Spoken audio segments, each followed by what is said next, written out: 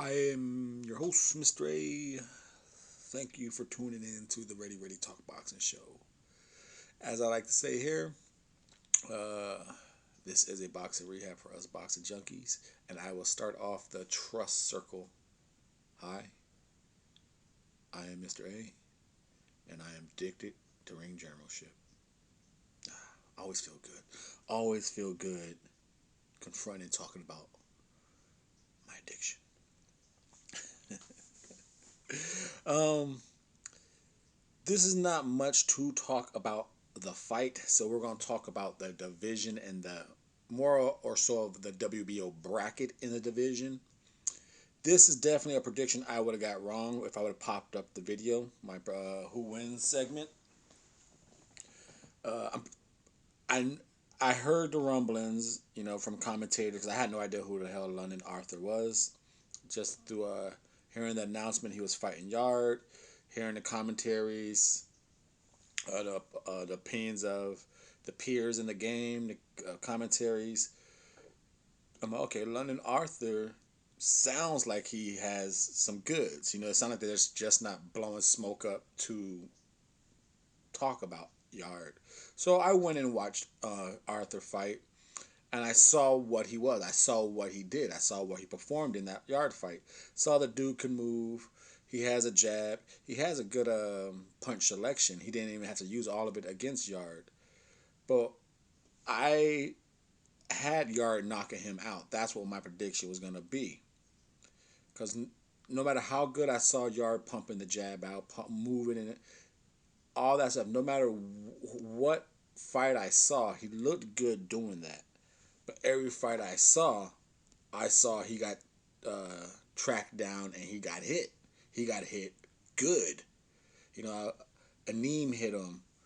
Spillman hit him. And some other fight I watched, he got hit. He's totally outboxing these guys, but he's catching some flesh clean shots. And I think, okay, Kovalev outboxed Yarde. Yarde was eventually able to track him down and almost finish him. So I thought somewhere in that process, Yarde would be able to track him down and hit him clean. I didn't think it only happened in the damn 12th round. So was Kovalev that shot and that gas that made Yarde look good, or did Yarde just completely underestimate London, or London?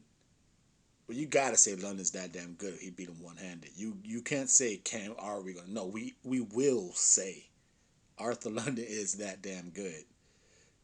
How good is Yarde?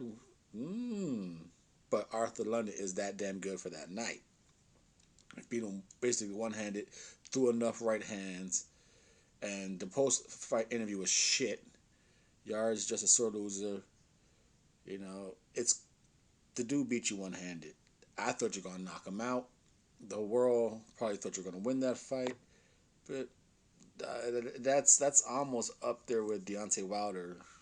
Like, it's hard to watch, hard to listen to, and like I said, we'll talk about. Do I want to talk about the division, the WBO bracket? Because I don't want to make this video too long. Maybe I should change my mind. I just during the shush, like I said, we're going to talk about Roberto Ramirez, and then talking about the division, we're going to talk about a lot of it. So I just saved that one for right now. If I was, which I don't get why there is a rematch clause in this, is Yarde had no fucking title in the bringing in the bout. You know what? A side deserves a rematch. Why do you get a rematch with this guy?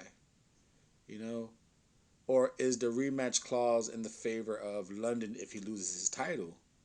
Why does he have to acknowledge it if he kept his title? I don't get, Yarde, if the rematch is in place for favor of Yarde, it's like, did you think you're gonna lose? You're A side. Did you think you're gonna lose? So you put one in the safety. I just don't see why A side would put a rematch clause in with nothing to gain but his pride back. You could do that 2 fights later. You don't need a rematch clause for that. You're not losing the belt. Who put the rematch clause in this? Because usually a rematch clause only happens if the champion loses their belt. The champion won the belt. kept his belt, I should say, and he won a vacant belt, the WBO Intercontinental, which is why we will talk about the WBO bracket in an upcoming segment of the Double RT Boxing Show. Thank you for your time and support.